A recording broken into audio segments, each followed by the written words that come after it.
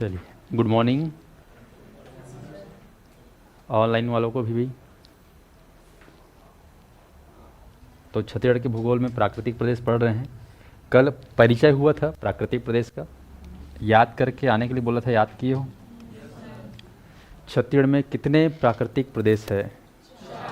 चार है ना, ध्यान रखना। प्राकृतिक प्रदेश नामी है प्राकृतिक प्रदेश। प्रदेश मतलब होता है क्षेत्र, स्थिति, भौगोलिक क्षेत्र, कोई एरिया। जैसे अभनपुर एक प्रदेश है, क्षेत्र है कि नहीं?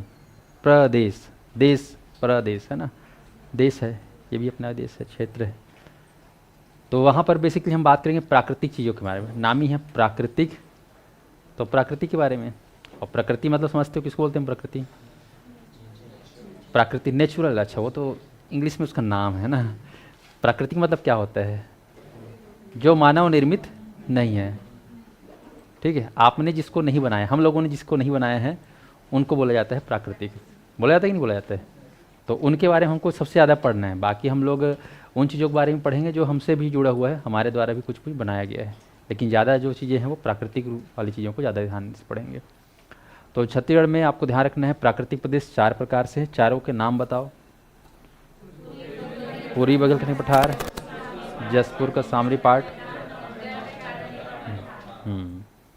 चारों में सबसे बड़ा प्राकृतिक प्रदेश और सबसे छोटा जसपुर सामरी पाट। चारों का एरिया याद हुआ है ना? मैदान का कितना है बताओ तो? 68,064।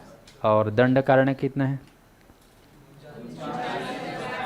39,060। और पूरी बघेल का कितना है? 21,863। और जसपुर का कितना है? 6,208। परसेंटेज भी याद हुआ? मैदान कितना है छत्तीसगढ़ का? 50.34। पूरी बघेलखंड कितना है?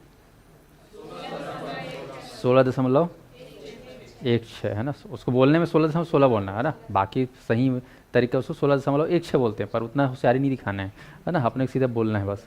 हाँ, और उसके बाद बढ़ गया आपका जसपुर सामरी पार्ट, कितना है? 4.59, ठीक है ना, 459।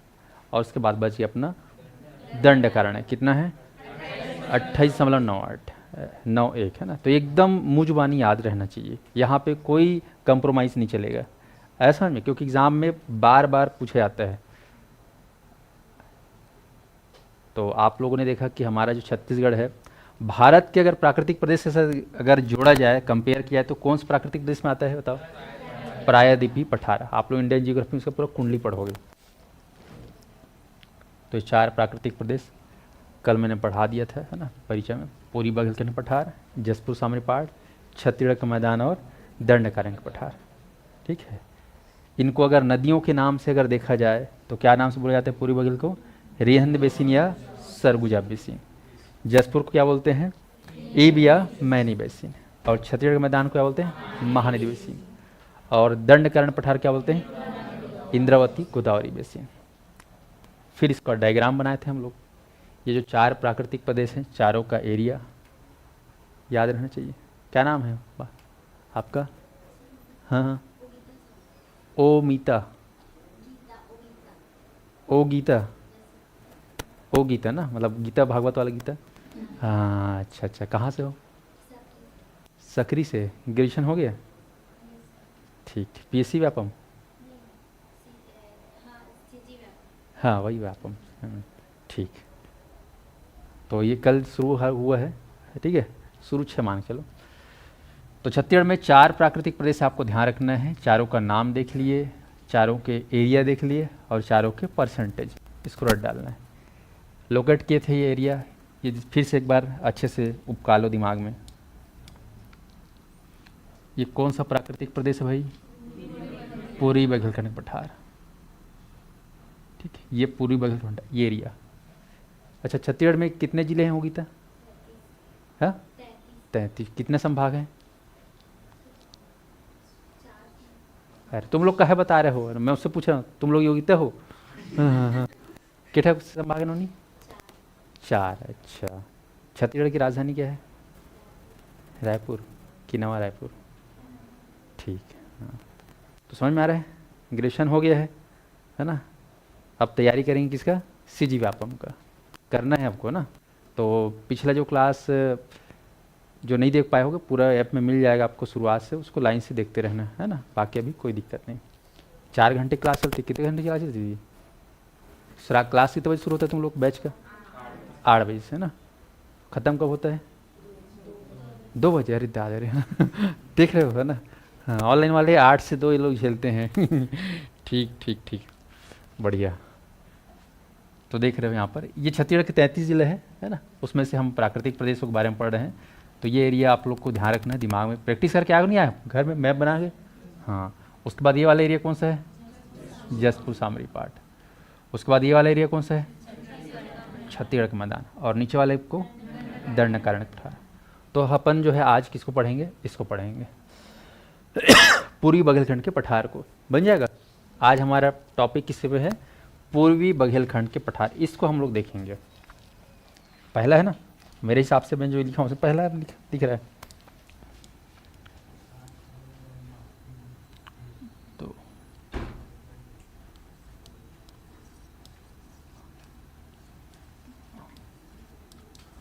पूर्वी बघेलखंड का पठार, प्लेटू ऑफ ईस्टर्न बघेलखंड अंग्रेजी में बोलते हैं, ध्यान रखना।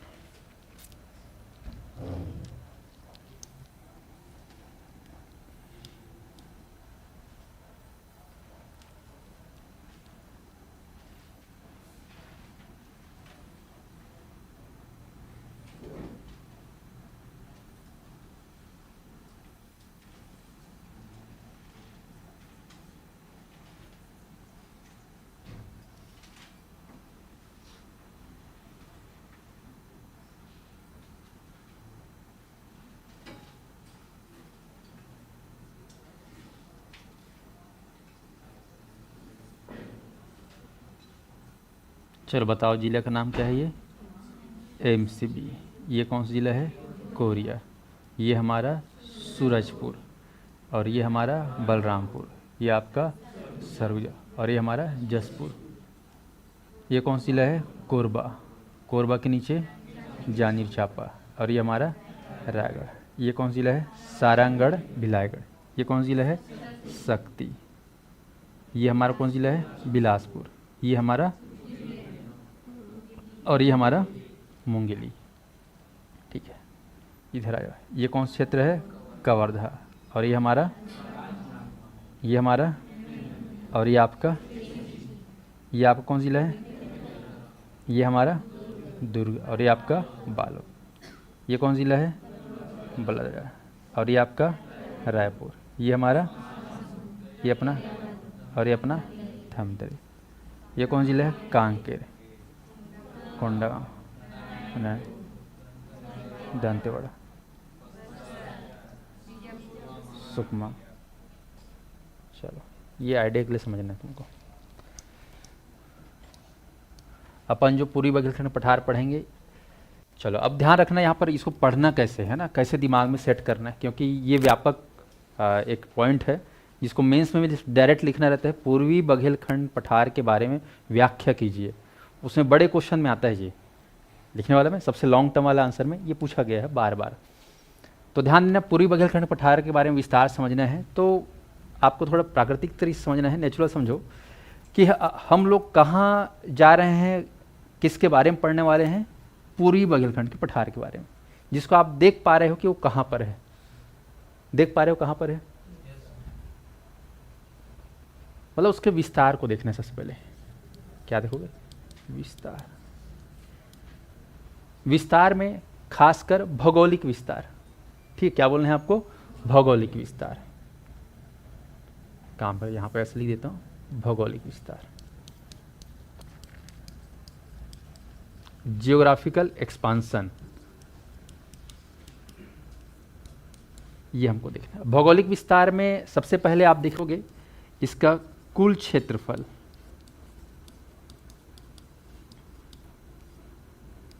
कितना एरिया में फैला हुआ? आपको पता है कि हमारे छत्तीसगढ़ का कुल क्षेत्रफल कितना है बताओ? हाँ, 1,35,192 किलोमीटर स्क्वायर है ये एरिया है। छत्तीसगढ़ का टोटल एरिया है ये, है कि नहीं? तो उसमें से कितना एरिया पूर्वी बघेलखंड का पठार है, ये आपको पहले ध्यान रखना है। फिर इसका देखना है कुल प्रतिशत, ये आप देखोगे। फिर आप देखेंगे इसका जो विस्तार है वो संभाग वाइज आपको देखना है, कौन से संभाग में फैला हुआ है। फिर आप देखेंगे संभाग के बाद स्पेशली जिला, कौन कौन से जिला इस प्राकृतिक प्रदेश के अंतर्गत आता है। प्रश्न आ गया है कि बताओ बाबू रे पूर्वी बघेलखंड पठार के अंतर्गत इनमें से कौन सा जिला शामिल है या शामिल नहीं है। एक ठो सवाल पूछ दिया। प्रश्न आ गया कि पूर्वी बघेलखंड पठार कौन संभाग में है, ठीक है, कुल प्रतिशत कितना है, कुल क्षेत्रफल कितना है, बन रहा है सवाल। ऐसे ही आपको तहसील भी पूछ सकता है, ये आपको ध्यान रखना है। साथ ही साथ इसका अक्षांशीय और देशांतरीय विस्तार भी पूछ सकते हैं। आप लोग को पता है कि छत्तीसगढ़ का जो स्टार्टिंग पॉइंट है नीचे वाला और ये ऊपर वाला, इधर सबसे पूर्वी वाला और इधर सबसे पश्चिमी वाला है, किसको याद है? मनीषा बताता हूँ। मनीषा, अक्षांशीय और देशांतीय विस्तार बताना है छत्तीसगढ़ का। चल तो बता। हाँ आप बताओ।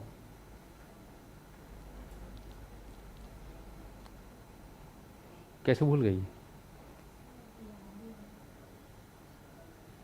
तुम लोग बताओ। अरे जिला ससुर याद हो तो कुकुर भी जानता है उसको देख के, है ना?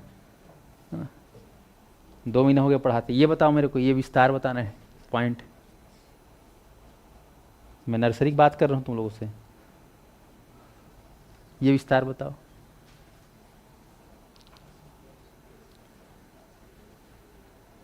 ऐसे में कैसे मजा आएगा यार, इतना पढ़ाया हूँ इतना पढ़ाया हूँ। अरे वो डिग्री बताना है ना, डिग्री डिग्री समझ में आ रहा है ना, कितना डिग्री था, है ना? तुम लोग रिविजन विजन नहीं करते, ऐसा लगता है तुम लोग 4 क्लास 5 क्लास पढ़ने के बाद ना घर में जाके अरे बाप रे भयंकर सारा पढ़ दिया यार, अब तो आराम करो, कहाँ लगाए। ऐसा सोचते हो क्या तुम लोग? ऐसा नहीं सोचना है भाई, है ना? अधिकारी बनना है तो फिर बड़ा काम करना है ना यार। ठीक है, चलो इधर ध्यान दो। हाँ, अपने अपने गाल को एकदम आँच मारना घर में जाके, यहाँ नहीं, ठीक है? तुम लोग बता नहीं पाए हो। चलो ध्यान रहो, यहाँ पर ये पॉइंट कितना है, 17 डिग्री 46 मिनट। याद आ रहा है कुछ? 17 डिग्री 46 मिनट। और ये उत्तरी अक्षांश होगा कि दक्षिणी अक्षांश होगा? लाइन बताओ। उत्तरी अक्षांश ये। और इधर क्या है, ये होगा ये 7 डिग्री लंबा है लगभग, 24 डिग्री 5 मिनट उत्तरी अक्षांश। ये कितना है तो बताया था आपको, 80 डिग्री, है ना, 15 मिनट पूर्वी दिशांतर। क्या बोलना है इसको? पूर्वी दिशांतर। पश्चिम में पश्चिम दिशांतर मत बोल देना। ये कितना है, 84 डिग्री 25 मिनट पूर्वी देशांतर। यही पूछ रहा था तुम लोगों से। अब KG1 की बात है ये, अब तुम इसको नहीं बताओगे किस काम चलेगा यार? मूड खराब नहीं होगा पढ़ाने वाले का? समझ में आया? हाँ, ये पूरा रट्टा इसी इंडिया का पता होना चाहिए ना। हाँ, 8-4 है कि 6-4 है, वो किधर है ऊपर पता होना चाहिए। 37 है क्या है इधर तुमका, 68-7 और 97-25 पूरा एकदम मुँह जुबानी याद रहना चाहिए सब चीज़। चलो तो ध्यान रखना।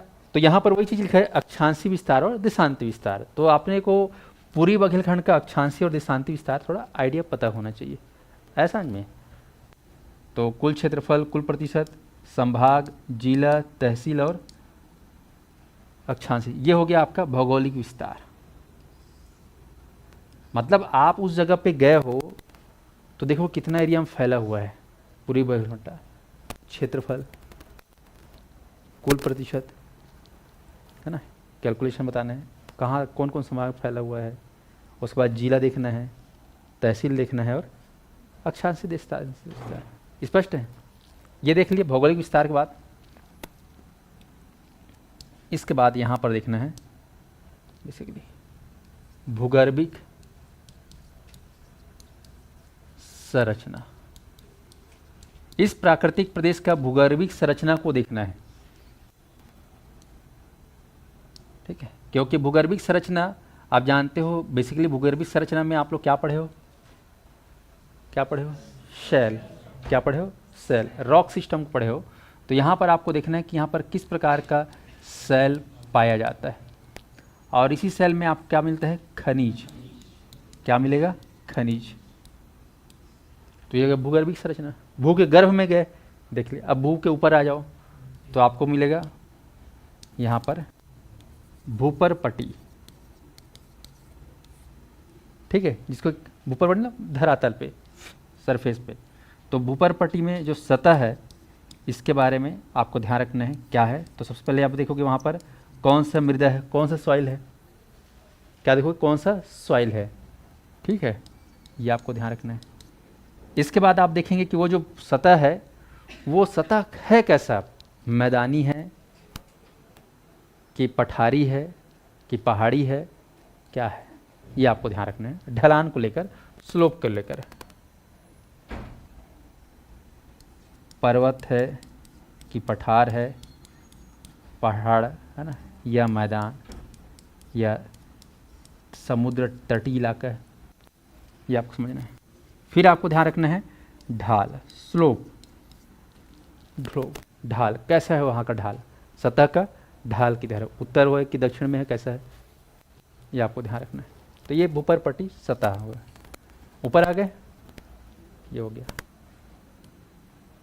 तो भूगर्भिक शैल को भी देख लिए, मृदा को भी देख लिए। अब आपको देखना है उसके बाद वहाँ पर उस क्षेत्र में वन संसाधन, ठीक है? उस क्षेत्र में किस प्रकार से कौन सा जंगल है ये देखोगे ना। वन संसाधन, वन संसाधन में आप लोग क्या देखोगे? खासकर उस पूर्वी बघेलखंड पठार में जो है किस प्रकार के वन है ये आपको देखना है, ठीक है? बेसिकली वहाँ पर साल वन है कि सागा वन है, क्या है आपको जानना पड़ेगा। वन आधारित वहाँ पर आप लोग देखोगे बायोस्फीयर, आप लोग सुने होंगे, बहुत बड़ा कॉन्सेप्ट है बायोस्फीयर, या फिर राष्ट्रीय उद्यान यानी कि नेशनल पार्क, या फिर अभ्यारण्य, ठीक है? वनों पर आधारित है ना, वन एवं वन्य जीव कह सकते हो, वन एवं वन्य जीव, वाइल्ड है ना, फॉरेस्ट एंड वाइल्ड लाइफ, वन्य जीव। आप बस यहाँ पर जाकर देख रहे हो ये सब चीज़ों को। तो ये हो गया वन संसाधन। इसके बाद आप देखोगे यहाँ पर अपवाह तंत्र, अपवाह तंत्र, अपवाह तंत्र मतलब ड्रेनेज सिस्टम, ठीक है? और ड्रेनेज सिस्टम में आप लोग क्या देखेंगे यहाँ पर? बेसिकली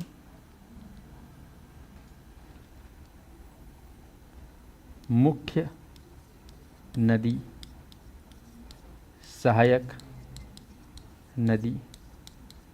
अब एक से ज़्यादा है नदी तो नदियाँ बोलेंगे, ऐसा में इन्हीं पर आधारित जो है आप देखोगे इस क्षेत्र में परियोजनाएं, परियोजना को क्या बोलते हैं?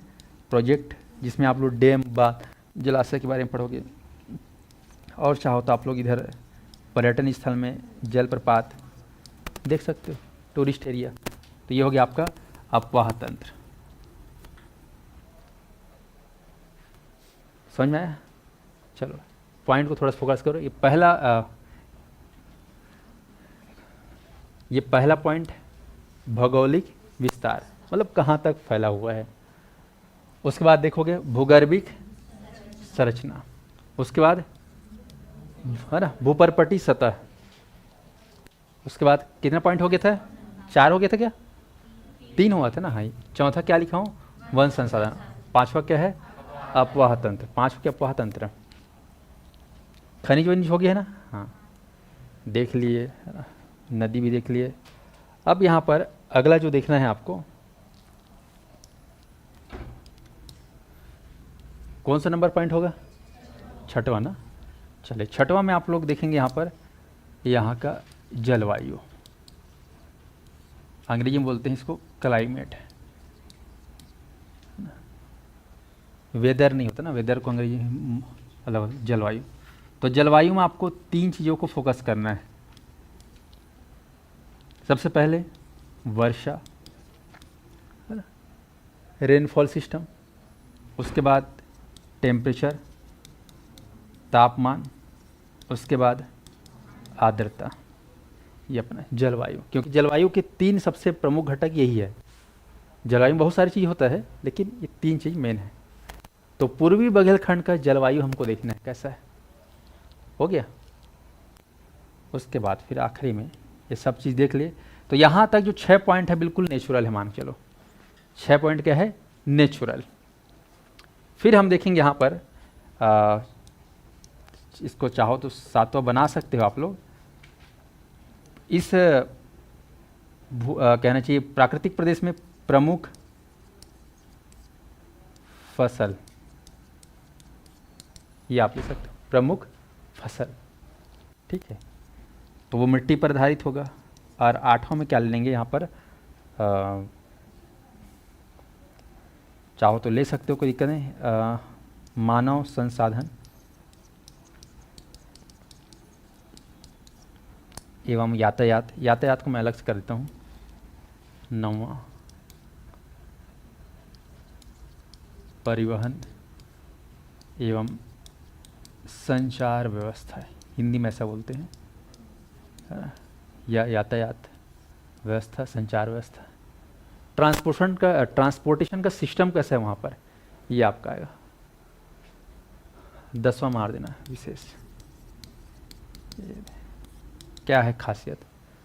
तो ये 10 है ना। तो मेंस में जब लिखना रहता है बाबू रे, डिप्टी कलेक्टर बनना है, टॉपर बनना है, तो ये सब पॉइंट को लिखना पड़ता है ऐसा में, तब तुम्हारे लाल बत्ती जलेगा। ठीक है, तब तुमको नौकर चाकर मिलेंगे ऐसा में, तब तुमको लोग क्या करेंगे, सैल्यूट करेंगे ऐसा में। ऐसे नहीं, वो दे आवाज़ भी आगे देखें ये होता है रिस्पेक्ट चलिए, तो इसको थोड़ा सा समझना है ना, क्योंकि ये बहुत नेचुरल चीज़ है। पॉइंट को तुमको याद करना, मैं कभी पॉइंट को याद नहीं किया, एक बार मैं अपने तरीके से समझा इसको, फिर मैं वैसे पढ़ाता हूँ, तुम भी वैसी बार वो समझ लो। सपोज़ सबके यहाँ खेत वेत तो होगा, नहीं होगा तो बाजू खेत में चले जाना, पड़ोसी खेत में। ठीक है, अब मान लो तुम खेत में चले गए, है ना। अब खेत में जाओगे तो पहले देखोगे ना, मान लो खुद का खेत है, परिवार खेत है, घर खेत है, तो आप देखो कि आपका खेत का एरिया कहाँ तक फैला हुआ, देखोगे नहीं देखोगे। मान लो आपके घर में 5 एकड़ खेत है, देखोगे 5 एकड़ खेत कहाँ तक फैला हुआ, उसका भौगोलिक क्षेत्रफल होगा कि नहीं होगा, उसका कुल क्षेत्रफल देखोगे, वो प्रतिशत देखोगे। अब आपका खेत का कोई संभाग हो, कोई संभाग में आता होगा ना, आता कि नहीं आता है, कोई जिला में आता होगा कि नहीं आता होगा, कोई तहसील में आता होगा कि नहीं आता होगा। बाकी जियोग्राफिकल एड्रेस हर जगह का कहना चाहिए, अक्षांशीय देशांतर विस्तार होता है। तो ये भौगोलिक क्षेत्रफल आपको दिमाग में सेट करना है।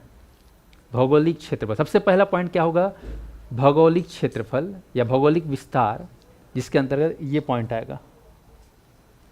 अब इसको समझ पा रहे हो नहीं पा रहे हो, ये बताओ मेरे को, तब मैं आगे बढ़ूंगा। भाई हम खेत के बारे में ना पढ़ के यहाँ पर किस बारे में पढ़ेंगे, पूर्वी बघेलखंड के पठार पढ़ेंगे, पढ़ेंगे नहीं पढ़ेंगे। तो ये पॉइंट हो गया, पहला पॉइंट भौगोलिक विस्तार, जिसमें इन चीज़ों के बारे में हम लोग फोकस करेंगे। खेत कितना तक फैला हुआ है, कितना क्या है, कौन से एरिया में, कौन से संभाग में, कौन से डिवीजन में, कौन से तहसील में, सब जान गए। अब वहाँ पर ये चीज़ तो जान गए कि हाँ भाई अपना इतना इतना फैला हुआ है। अब क्या देखोगे वहाँ पर, उस खेत के अंदर, माटी के अंदर खोद के देखोगे, यानी कि भूगर्भिक संरचना, उसके अंदर क्या है, बोर करवा के देख लो, समझ में आ जाए, का पत्थर है, काला पत्थर है, किचन पत्थर है, मुरुम मुरुम का है।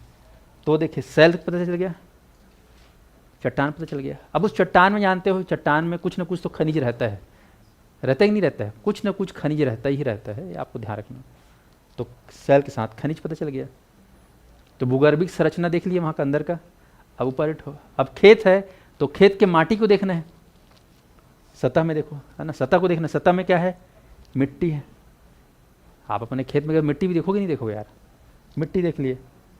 अब मिट्टी जैसे कई लोग देखोगे, अपना खेत जाओगे तो कई लोग का खेत क्या बिल्कुल प्लेन प्लेन रहता है। इधर तो क्या है, रायपुर दुर्ग संभाग में प्लेन, जैसे बस्तर साइड जाओगे, उधर सरगुजा संभाग में जाओगे तो खेत एकदम ऐसे ऊपर नीचे या फिर एकदम भर्री भाटा रहता है, मेड़ वेड़ नहीं रहता, क्योंकि धान वान कम बोते हैं उधर, लेकिन उनके लिए वो खेत है। वहाँ पर लोग ज्वार, मक्का, कोदो, कुटकी बोते हैं। उसमें क्या है, मेड़ बनाने की आवश्यकता नहीं पड़ती। जिस इधर पड़ता ही नहीं पड़ता है धान के लिए, क्योंकि पानी चाहिए प्रॉपर, वो पानी में पकता है। कोदो, कुटकी, मक्का वक्का में उतना ऐसा पानी की ज़रूरत नहीं रहता, तो उधर ऐसा ऊपर नीचे रहता है पर जाओगे तब देखना। तो मृदा देख लिए, वो एरिया देखोगे कैसा एरिया है। आपका खेत ढलान है कि स्लोप है कि बहारा है कि पट पर कछार है कि क्या है, ये आप देख लोगे, दिख जाएगा। उसके बाद ढाल खासकर ढाल अक्सर हमें पता चलता है खासकर जल संसाधन से माध्यम से पता चल जाता है। जैसे कि जल, पानी बह रही है, नदी बह रही है, नदी जिधर बह रही मतलब समझ जाओ ढाल उधर ही है कि नहीं।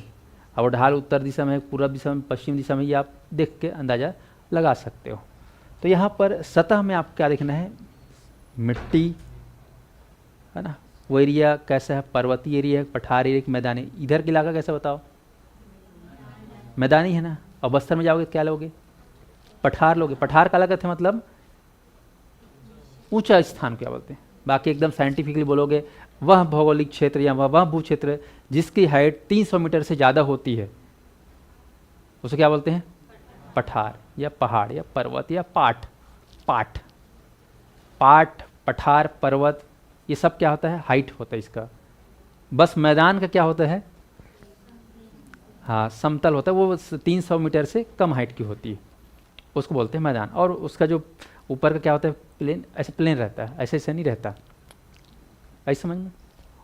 तो ये आप चूज़ करना है कि भाई वो जो प्राकृतिक प्रदेश कैसा प्राकृतिक प्रदेश है, पर्वतीय वाला है कि पठार पाट वाला है कि मैदान है, ये आपको बताना है। उसके बाद ढाल उत्तर दिशा में है, पूर्व दिशा में। तो ढाल अक्सर आपको क्या देखकर दिमाग लगाओगे, नदी को देखकर दिमाग लगाना है, ध्यान रहेगा।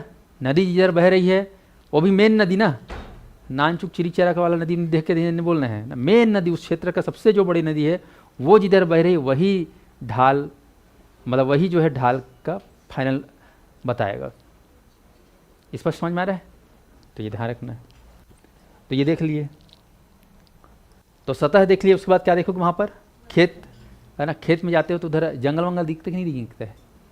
इधर के खेत में ज़्यादा जंगल नहीं रहता, वो बात अलग है, लेकिन उधर साइड जाओगे बस्तर एरिया में, उधर तो खेत और जंगल सब लगा रहता है, लगा रहता है नहीं लगा रहता है। जंगल मतलब वन संसाधन। अब वन गए हो तो भाई तुमको, अब वो कौन सा वन है ये आपको पता करना है, छत्तीसगढ़ का वन देखना है। अब यहाँ पर साल वन भी देखने को मिलेगा, सागौन भी देखने को मिलेगा, मिश्रित वन भी देखने को मिलेगा, मिलेगा नहीं मिलेगा बताओ, वो देखना है तुमको। दिख गया जंगल, और जंगल में कौन रहता है बताओ, जानवर रहता है।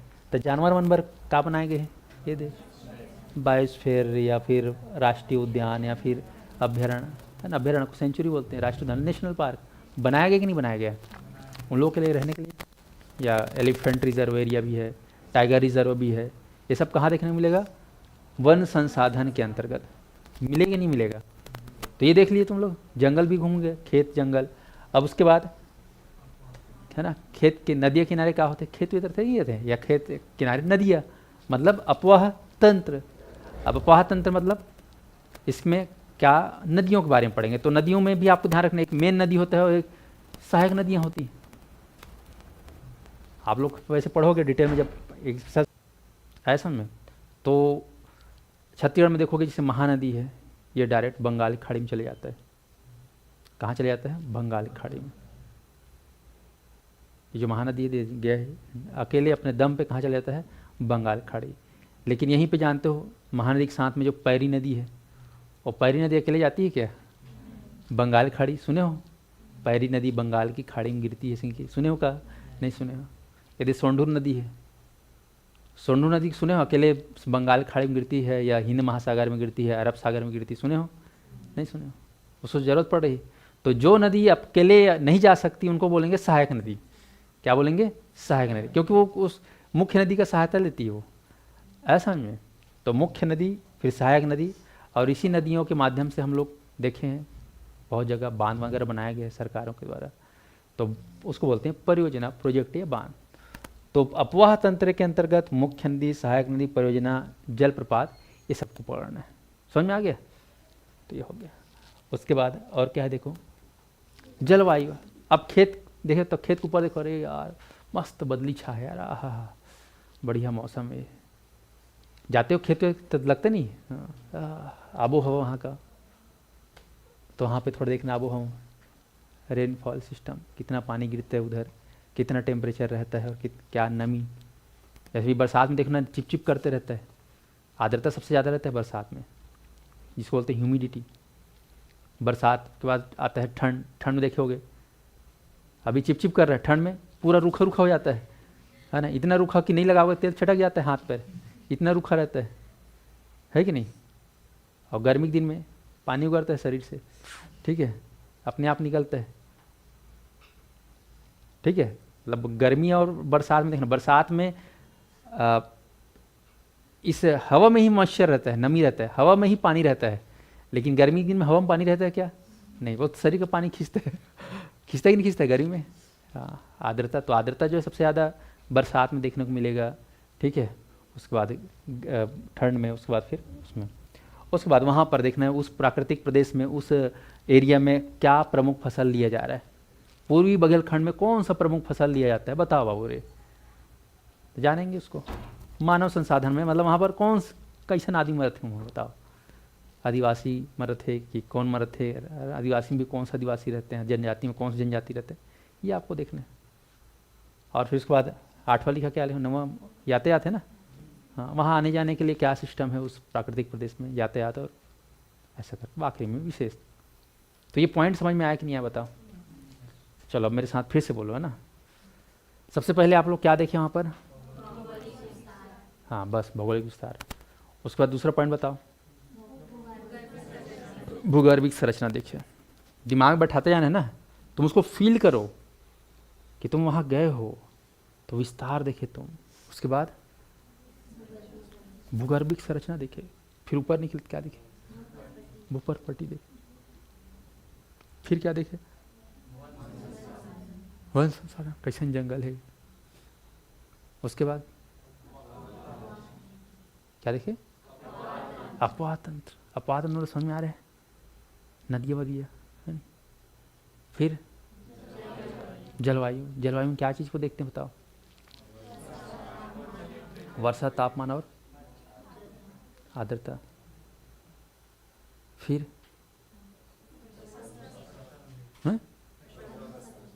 प्रमुख फसल, है ना। और फसल अक्सर मिट्टी पर आधारित होता है, जैसे मिट्टी होगी वैसे फसल लेंगे। फिर उसके बाद मानव संसाधन, मतलब कौन मानव मरत है वहाँ, आदि मानव मरत है, कौन मरत है, हाँ मानव संसाधन। उसके बाद यातायात, है ना, संचार व्यवस्था, NH43 है कि NH53 है, कौन सा रेल लाइन है, थोड़ा बहुत जानकारी होना चाहिए वहाँ आने जाने के लिए। और आखिरी में विशेष, क्या है विशेषता इस प्राकृतिक प्रदेश का, वो जानेंगे। जैसे आप सभी की कुछ ना कुछ विशेषता होगी, जैसे आप लोग जल्दी भूल जाते हो, सबसे बड़ी विशेषता है ना, 3 दिन बाद कुछ याद नहीं रहता। तो ये समझ में आ रहा है, यहाँ पर ये पॉइंट आपको ध्यान रखना है। घर में जाकर चुपचाप आंख मूंद के मंथन करना, ये 10 पॉइंट को समझ में आ रहा है, और फिर लिख के देखना, क्योंकि मेंस में लिखना रहता है ये सब पे, ठीक है। तो फिर दन दन बस उसका पॉइंट खांचा बना दे, क्योंकि 4 प्राकृतिक प्रदेश है, चारों को यही खांचा बनेगा, समझ में आ रहा है ना। हाँ, 4 प्राकृतिक प्रदेश, चारों के बारे में इस तरीके से हम लोग जानकारी लेंगे। और ये पॉइंट को याद करने की जरूरत है क्या, अब फिजिकली फील कर पा रहे हो, अनुभव कर पा रहे हो, गए हो वहाँ पर, देख रहे हो विस्तार क्या है, कैसी मिट्टी है, कैसा अंदर का है, कौन सा पहाड़ पर्वत नदी, ये सब तो देखना है, ये सब प्राकृतिक है। बस इसको मैं शब्दों में जमा दिया। तो इस प्रकार से आपको जो है इसको फील करना है। अब ध्यान दो, तो चलो, तो अब पढ़ने वाले हैं किसके बारे में, पूर्वी बघेलखंड के पठार के बारे में पढ़ने वाले। काम करता हूँ, इसको ना सेव करके रखता हूँ, कल और काम आएगा ये।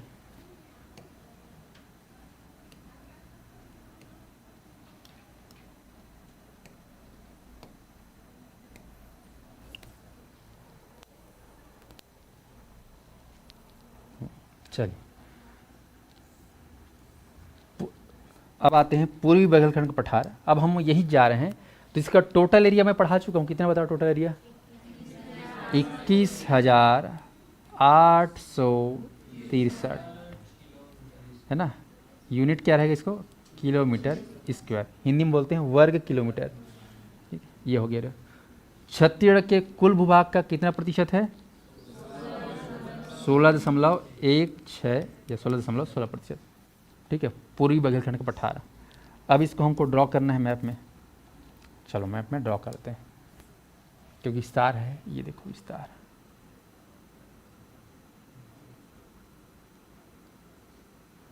ये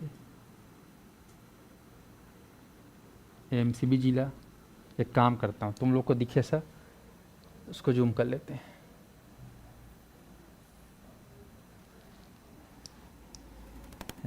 अच्छा से फरियाद है ना, अब बने देखो, जिला समझ में आ रहे हैं। ये अपना ये कोरिया, सूरजपुर, सरगुजा। अब सरगुजा में ध्यान रखना, ये वाला एरिया को छोड़ देना, इतना को इधर को छोड़ देना। पूरा सरगुजा 100% लेना है, सरगुजा का 70% को लेना है, 30% को छोड़ दो पूर्वी साइड को। ऐसे यहाँ पर बलरामपुर जो जिला है, इसका भी 30% को छोड़ दो। ये लो, सबको ये बांध दो। अब ये एल देखिए, तो ये जो इलाका है, किसका इलाका है, कौन सा प्राकृतिक प्रदेश का इलाका है बताओ। इतना ड्रॉ कर लोगे या ना, ये इलाका ध्यान।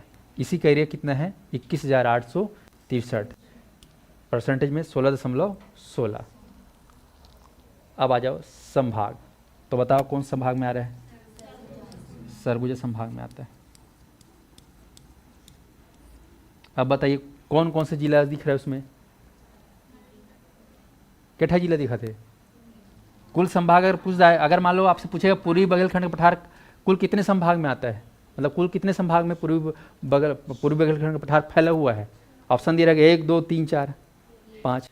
कितना लोगे, एक है ना, और वो भी कौन सा, सरगुजा।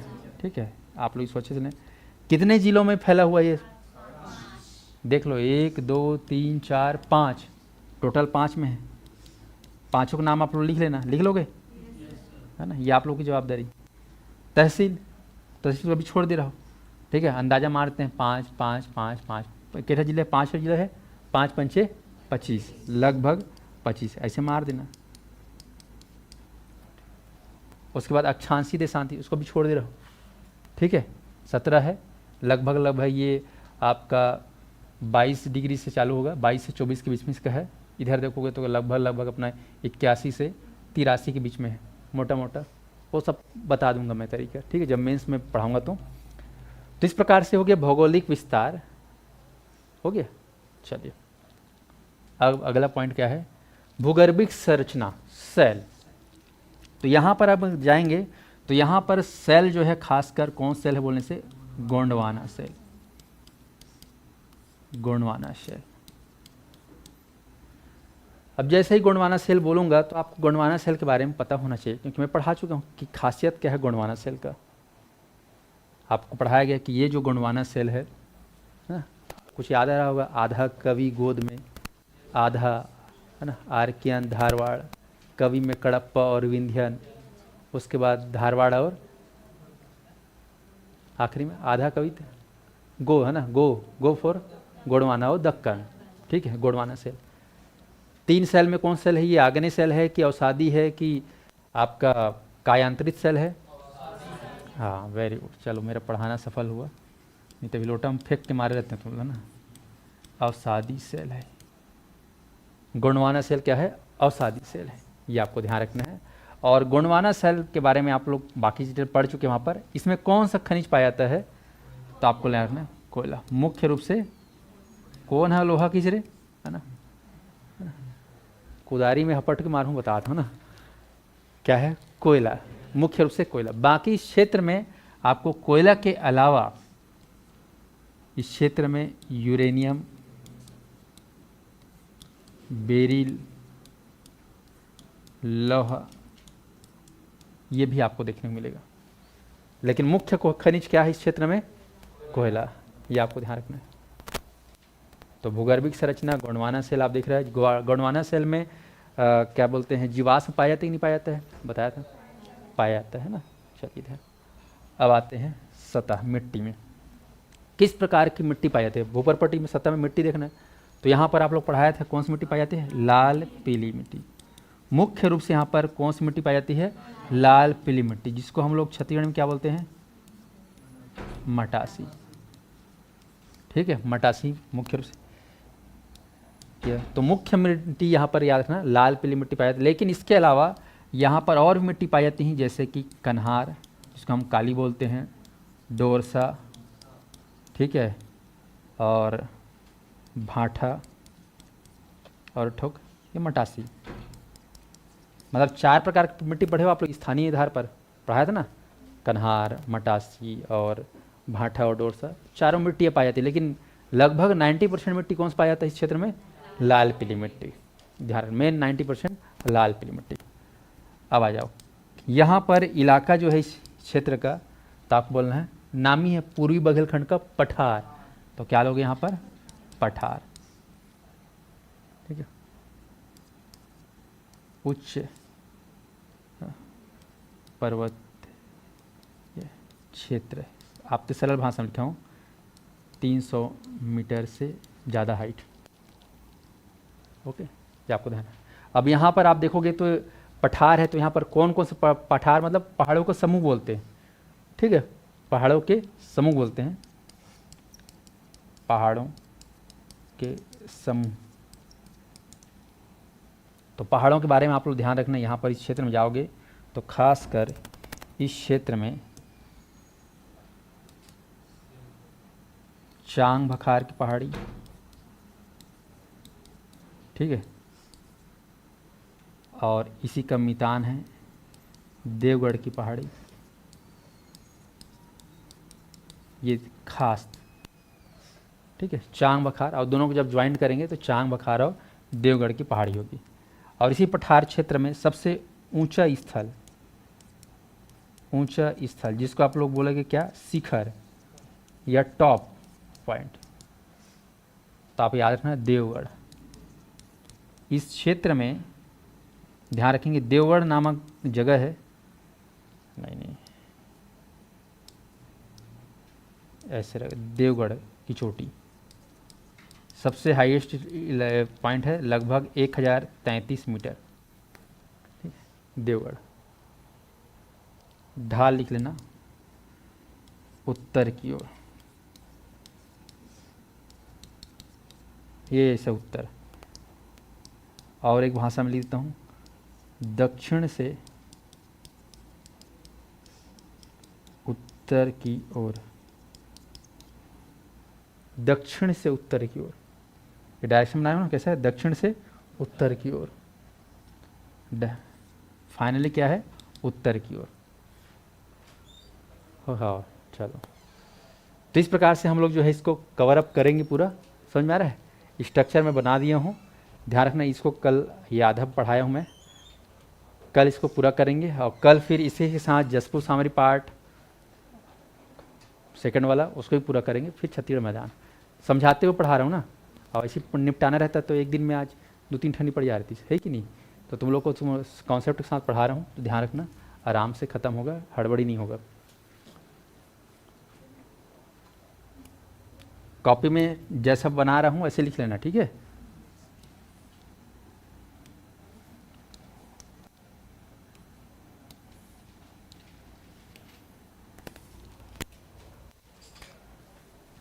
और थोड़ा रिविजन करा करो भाई, क्योंकि अभी तो शुरू के 2-3 महीने हमारे, जैसे नवंबर दिसंबर आएगा दुनिया भर के सब्जेक्ट हो जाएगा, फिर आगे पार्ट पीछे से पार्ट होता है। सबसे बड़ी दिक्कत है पीएससी में, तो रिविजन जितना ज़्यादा करो उतना अच्छा है। भले तुम लोग 7 दिन 9 मत पढ़ो, 4-5 दिन क्लास लगता है, उसके बाद वो 4-5 दिन में जितना पढ़े उसी को जितना ज़्यादा रिविजन हो सके, 10 बार 50 बार 100 बार नहीं, 1000 बार रिविजन करो। ऐसा अरे 2 बार पढ़ लिया, इतना बार होशियारी नहीं मारना है। जितना अधिक रिविजन करो उतना ज़्यादा चांस बढ़ेगा, ठीक है ना?